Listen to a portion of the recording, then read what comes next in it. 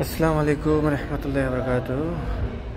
এটা একটা 3x3 box, সকেটের জন্য 3x3 বক্স। এটা যেগুলো 3x3 বক্স রাখা হবে প্লাস্টারের আগে, সেগুলা এভাবে থর্মোকোল মানে আমাদের দেশে ফোলা যেটাকে বলি আমরা, ফোলা বলে, ককশিট বলে অনেকে।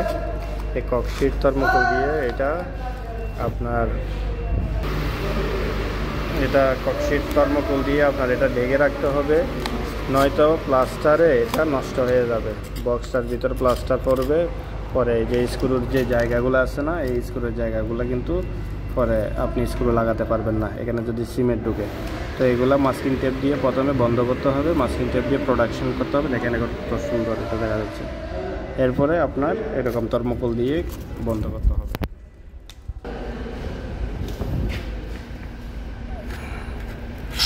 যত জায়গায় বক্স রাখা হবে সবগুলো কিন্তু এভাবে বন্ধ করতে হবে। যদি বন্ধ না করেন তাহলে সেক্ষেত্রে কিন্তু আপনার বক্সগুলো কিন্তু সিমেন্ট পরে নষ্ট হয়ে যাবে। যখন আপনার পেন্ট শেষ হবে, প্লাস্টার শেষ হবে, কেবিল টানার আগে আপনি বক্সগুলো পরিষ্কার করবেন এবং কেবিল পুলিং শুরু করবেন।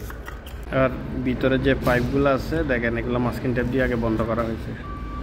এগুলো যদি বন্ধ করা না হতো তাহলে কিন্তু এখানের ভিতরে ময়লা গিয়ে এগুলা আপনার ভরে যেত,